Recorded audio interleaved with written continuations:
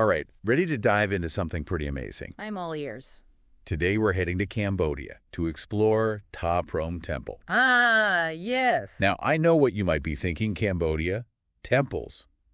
Temples everywhere, right? It's true, there are quite a few. But trust me, this one is special. How so? Picture this. A temple straight out of Indiana Jones, swallowed up by the jungle. Sounds intriguing. Oh, it is. It is. Nature's taken over in the most breathtaking way. It definitely captures the imagination, that's for sure. Totally. So today's mission is to figure out why Ta Prohm stands out, even among all the other incredible temples in Angkor. A worthy mission. For this deep dive, we've got some really fascinating sources lined up. Ram on me. We've got travel articles from Lonely Planet and from Planetware. How sex. Then we've got a tourism guide from Cambodia's Ministry of Tourism. And to top it all off, a couple of documents with very mysterious titles, absolutely.pdf and must.pdf. Ooh, mysterious. I like it. Oh, and get this. There's even a Tomb Raider connection. No way. Buckle up, this one's going to be epic. Okay, before we completely lose ourselves in the jungle, maybe we should set the scene a bit. Good point, good point. So, Ta Prohm. It's nestled within the Angkor Archaeological Park near Siem Reap in Cambodia. Okay. Part of a complex that also includes the super famous Angkor Wat and Bayon Temple. So, not exactly a hidden gem then. Well, not exactly, no. But try to picture this. You're exploring a city built over 1,000 years ago. Wow. A city that was once the biggest in the entire world. Bigger even than modern-day Los Angeles. Wow, that's huge. Instead of skyscrapers, though, it's filled with elaborate temples. I'm trying to picture it. More temples than all the cathedrals in the whole of Europe put together. Right. That's the Angkor Archaeological Park. It's massive. Okay. An incredible testament to the power of the Khmer Empire and their architectural genius. Okay, now even a popular temple like Ta Prohm feels like a tiny little piece of a huge puzzle. Exactly. And what makes Ta Prohm so unique is that it really shows you the raw power of nature. How nature can reclaim anything humans build. You're going to have to paint me a picture here. Imagine you're walking through a dense jungle, Okay. and all of a sudden you stumble across these majestic stone ruins. Okay. But they're not just any ruins. Okay. I mean, they're literally being embraced by nature. Okay. There are these massive trees, roots thicker than a person, growing directly out of the temple walls, intertwined with the stone. It's like some ancient living hug. Okay, now that is a visual. It sounds almost surreal. The sources we have use words like enchanting and otherworldly to describe it. And I'm starting to see why. But why has Ta Prohm been left like this? Yeah, Was it just too intimidating for the restorers with those giant trees? that's a good question. Huh. Unlike a lot of the other temples in Angkor, which have been meticulously restored, Ta Prohm, well, they've left it largely untouched. Right. On purpose. They made a conscious choice to showcase nature taking over. It's almost like a living museum then, showing how time passes and how powerful nature really is. You got it. I bet it gives visitors an incredible feeling of discovery, like they're explorers, uncovering a lost civilization. Absolutely. And there's a whole deeper layer to that feeling of discovery. What is it? Ta Prohm was actually built in the late 12th and early 13th centuries Okay. by a powerful Khmer king, Jayavarman VII. He dedicated the temple to his mother. Oh. It was more than a grand gesture, though. It also served as a Buddhist monastery and university, showing just how important knowledge and spiritual growth were back then. So it wasn't just impressive architecture. It was a place of learning, devotion, a tribute to a mother's love. It adds so much meaning. You said it. This mix of historical significance, grand architecture, and nature, that's what makes Ta Prohm unique. And then, of course, there's that Hollywood connection, but we'll get to that later. Ooh, the Tomb Raider connection. That's Very- definitely intriguing. But before we go full Lara Croft, what's it actually like to visit Ta Prohm today? Right. What do our sources say? Well, Lonely Planet has some good practical advice. Like what?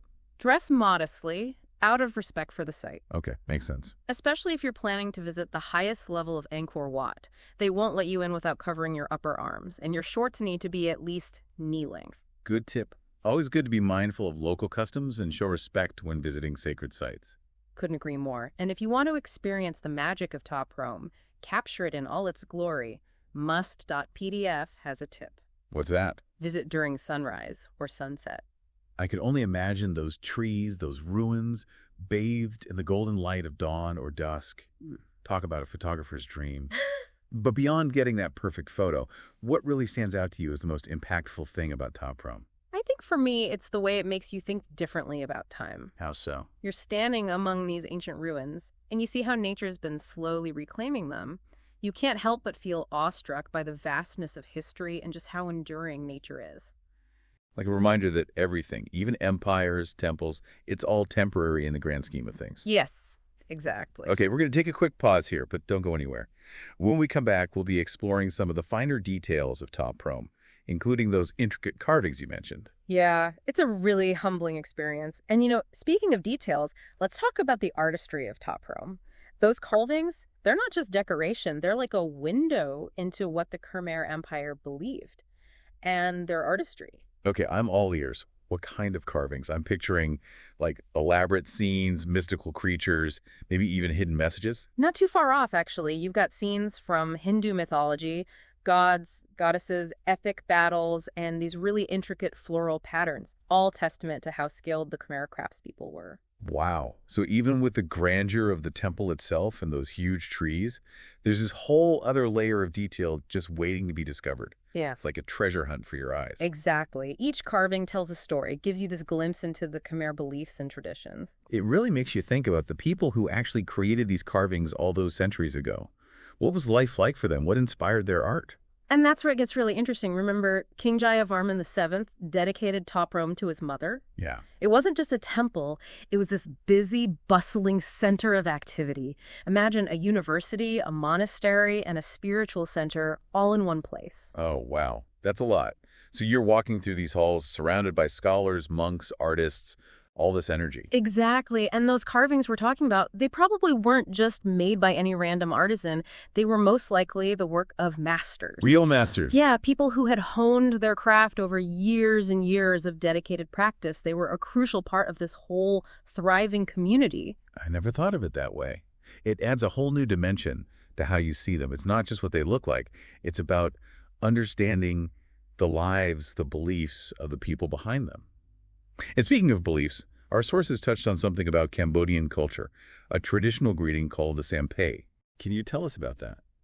It's this really beautiful gesture of respect. Picture pressing your palms together in front of your chest, Okay. bowing a little, and giving a polite greeting. That's the Sampei. Sounds simple, but I'm guessing there's more to it than that. Absolutely. The height of your hands and how deeply you bow, it shows the level of respect. Oh, okay. It's used to greet elders, monks, and people in authority, a really important part of daily life in Cambodia. So more than just a hello, it's about social hierarchy and respect for tradition. Exactly. Even simple gestures can have deep meaning in different cultures. And this respect for tradition is woven into so much of Cambodian culture, from traditional dances to martial arts to ancient healing practices, even their intricate crafts. It sounds like Cambodia has this incredible mix of experiences to offer, both old and new. Totally. And what's special about Ta Prohm, I think, is that it embodies that perfectly. You can step back in time, feel those echoes of ancient traditions, but you're also seeing the power of nature shaping the present moment. It's like a reminder that the past isn't just in history books. It's all around us, mixed up with the present, waiting to be discovered. Nicely put. And that sense of discovery is what makes exploring places like Ta Prohm so rewarding. Totally agree. Now, I know we're wrapping up this deep dive soon, but there's one question that keeps coming back to me. It's amazing how nature has been allowed to kind of reclaim Ta Prohm. Yeah, It creates this really unique, magical feeling. it does. But it also makes me wonder, can we find a balance, between preserving these places and letting nature do its thing? That's the big question, isn't it? On the one hand, you want to preserve these incredible structures, make sure they're around for future generations. But then the way nature's become part of Ta Prohm, it's what makes it so special. It's tough. Yeah. It's a fine line between stepping in and letting nature take over. It makes you think about choices and how they affect things in the long run. Knowing that those unrestored ruins, they're part of the magic of Ta Prohm, would you be okay with them restoring the temple to what it originally looked like, even if it meant losing those trees? That's a tough one. I see both sides. Restoring it to how it was, it would be impressive for sure. Yeah. But would it lose something? Would it still have that same feeling, that Right. wonder, that feeling of discovery? I don't know. It's like choosing between different kinds of beauty. the perfection of the past or that raw, untamed beauty of nature. Exactly. And there's no easy answer. It needs careful thought. Think about the history, the culture, even the environment. It sounds like a conversation that needs everyone at the table. Archaeologists, historians, people who work to protect these places. Absolutely. Even the local communities. For sure. The people who really have a connection to these sites. They need to be a part of it. It reminds us that preserving our history, our culture, it's not just about the buildings. Right. It's about the stories they tell, how they make us feel, and what they teach us about ourselves and the world around us. I think that's a great place to wrap things up. I agree. Tell Prohm, it makes you curious, it challenges what you think you know, and it leaves you with more questions than answers. And that's what makes it such a rich experience. It's not just seeing something beautiful, it's letting it change how you see things. Well said, well said. So, if you're ever in Cambodia, Tom Prohm, it needs to be on your list. It's a place that stays with you long after you've left those moss-covered walls and those incredible trees behind. And remember, sometimes the most beautiful things, you find them in the most unexpected places, where nature and what humans create come together. Thanks for joining us on this deep dive into Tel Prohm. Until next time, keep exploring, keep asking questions, and keep diving deep.